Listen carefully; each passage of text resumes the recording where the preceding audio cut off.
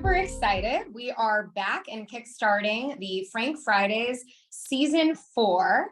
And as many of you probably already know, but I'm Ellie Hayworth, the founder of Hayworth, and I am joined by my inimitable co-host, Karlina Moeller of Art Frankly. Hi, Karlina. Hello, Ellie, and we are so excited to be back. Happy Friday, everyone. Yes, we are indeed. And we're particularly excited today because, guys, we are speaking with Heath Wagoner of the HW Studio and talking just a little bit more about some alternative paths and alternative modes of expression in the art world. So, Heath, we're really excited to have you. Thanks, Ellie. Thanks, Karlina. It's a pleasure to be here. Thank you again for having me. Absolutely. So, Heath, I think you can probably introduce yourself better than anyone. So maybe you can kick us off by just telling us a little bit about yourself and your professional career in kind of the art and creative world. So I'm Heath Wagoner. I'm originally from North Carolina. I live in New York. I started my career with undergraduate in metalsmithing. I moved to New York. I worked for Pamela Love. Decided after 3 years that I wanted to not be a jeweler. So I went to grad school for industrial design and really chased a meandering path, trying to be an experiential designer, all the way to landing at Tiffany Co, but as an experiential designer that eventually turned into this liaison between the creative visual merchandising team and the jewelry team, designing in-store displays and facades and kind of all these things. And it's a place I never thought I'd end up. And it was kind of you get in by the window, not the front door. But I love that. Me too. It was one of these times when a friend of mine who was a jewelry designer, she was deciding to have a baby. And so she was like, I have this bench. Do you want to return to metalsmithing? And I'd kind of been running away for it for the better part of 8 or 9 years. And so I returned to it. And then, as we all know, spoiler alert, the pandemic happened. And I decided to focus on flatware that summer, because I was really mourning not being able to host people, not being able to have dinner parties. Part of my singledom of being a bachelor was hosting impromptu dinner parties. Just Wednesday night, I'm gonna cook I'm gonna roast a chicken, make a really nice salad, make something else, invite 6 of my friends over. We're all gonna it's a Wednesday night. And I was super into doing that. And I think, yeah, I started making flatware out of this mourning of not being able to host dinner parties. And then some friends were I'd love this as a gift. And then my partner, he was oh, can you make some of these for my boss, or just a set of salad servers? And then she was oh, these are great, can you make a dozen in 2 weeks? And that's kind of a brand was born. Birth by fire, my brand was born. And then a friend who's a famous set designer or table stylist was you need to get better shots. So I'm going to set you up with my assistants. And shout out to Paulo Palencia and Angela Romero. And they kind of set me up. And that's why I have such beautiful imagery. And that's kind of how my brand was born. I made everything 1 week before my photo shoot, just kind of made my line from scratch, adding everything, being what else do I need? And had a photo shoot. I love that. Well, as someone, Heath, who has your flatware and enjoys using them and also enjoys hosting dinner parties, I think it's safe to say that that artistry really kind of carries forward, and a lot of people notice those beautiful attentions to detail. So it's exciting that HW Studio was born. I think this brings me to the question of just what were some of the things in terms of the transition from being a more kind of corporate designer or working under a bigger known brand. What was this transition like into kind of creating your own brand? Tell us a little bit about that. Yeah, so I think having come from the corporate space, I've worked for big and small brands as well. I've worked for Puppets and Puppets and Dion Lee, and then also Tiffany and Amex and Marchand. You learn a lot. You learn everything that you don't want to do, and then you learn things that you would never learn just out on your own. So in terms of presentation, laying things out, it's things that I would have never learned on my own. Also considering certain things or compiling mood boards in certain ways, it was really helpful to have that corporate experience. And then there's all the things about corporate life that, like, spoiler alert, are not really fun. There's just certain minutia or bureaucracy that you don't have to deal with on your own. So you, like, making my own work, it's kind of like, okay, I'm going to cut out the bureaucracy, but I'm going to keep some of the better practices. Yeah. I love companies that are born through COVID. So this is so great, Heath. And it leads me to ask you, where are you continuing to learn your craft and where do you produce your work? I use YouTube if I need to learn something new. Awesome. I'm gonna apply to a couple residencies this year, but a lot of times it's like I move really quickly. So if I want to learn something, I'll procure like right now I'm doing a lot more casting on my own.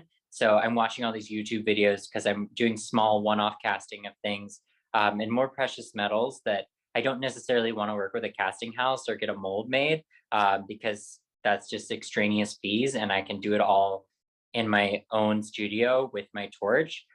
So I'm like bringing myself up to speed with that.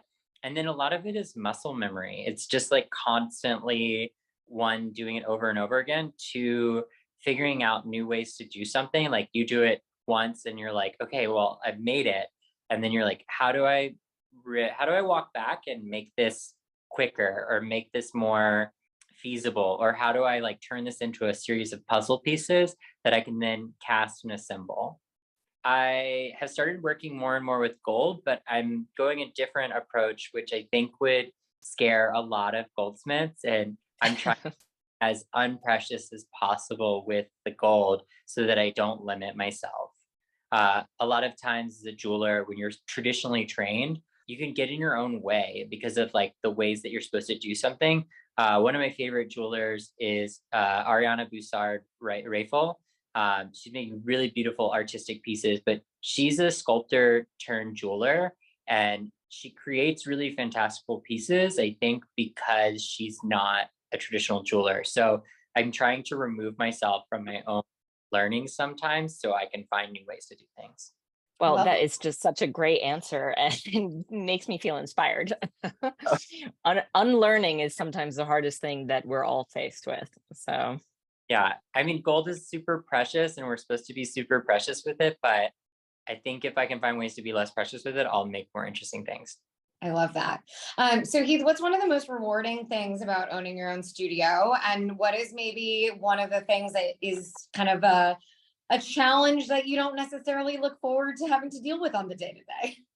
I would say the beauty of owning my own studio is like I choose my projects and I get to like reintroduce myself to my own work when I get an order, but I'm also starting to procure more custom orders and those are really fantastical. Like, and when I say custom orders, it's more like custom flatware. I think one of my goals that's kind of coming about because of doing this on my own is that I want to become my own silver house and kind of rewrite that American history into something that's new for the modern age. Accruing clients that want custom silverware and custom silver pieces is helping me to do that. So that's like really exciting and inspiring for me. I think like growth is scary. Funding my own growth is like really scary and kind of even when I want to consider new packaging or something like that, that's coming out of my pocket and I gotta like figure out that.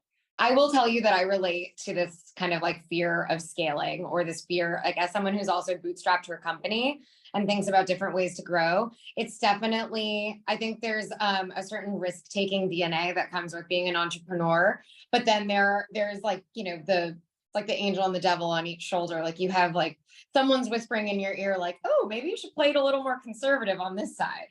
So I can respect that very much. It's definitely one of the things where you have to do it or you're never going to do it. Agreed. Yeah. Definitely. Thank you, Ellie. And Heath, you kind of just answered my my question about what are the long-term goals for HW Studios. So I would love to just hear about what are things on the horizon? What can we what do you want to announce to our community about what's, what we can expect next from you? Yeah, I'm super excited kind of for this next chapter. I started working in silver more, but I'm taking it the realm of the fantastical. So I've started setting pearls on the ends of cocktail picks, pearls on the end of spoons, really creating jewelry for the table and jewelry for dining. Ooh. Taking my traditional background and weaving it into the flatware is really like important for me. And no one has defined the taste of the billionaire, and a private jet doesn't count. I feel like bringing in these nicer materials, it doesn't, it creates like even more avenues for me. And who doesn't love like a little bit of opulence? Anytime I host a dinner party now, I put out silver spoons for dessert so that like all of my guests get to eat with silver spoons, because I think it's a really, really amazing treat to have a dessert with a silver spoon. I was just going to say jewelry for the table. That's a lot to be excited about. Yeah, it's kind of like dining should, I tell my students that if you want to see fashion, go out to eat. Like go out dancing, but like if you really want to see what is fashion, go out to eat. And I mean that high low, like fanciful, not fanciful. People are adorning themselves to go out to eat. So it's also like, why shouldn't we adorn our tables? That's amazing. And it's an old world sensibility is what I was kind of chime in there, that I think I personally, it resonates with me, this idea that we're kind of going back to things that are more like thoughtful, meticulous, and it's an investment in smaller objects and in, you know, kind of, again, this like prestige that comes with being able to kind of treat yourself on the day to day, whether it's, you know, the high of an amazing dinner party that you're hosting for a group or the low of a Wednesday night. I think you mentioned like Wednesday night takeout can also be, you know, a fanciful experience. So I think it really resonates, Heath. Yeah, put out a nice candle holder and like put out some nice flatware and eat your takeout out of a like it's takeout container, but like dress it up a little.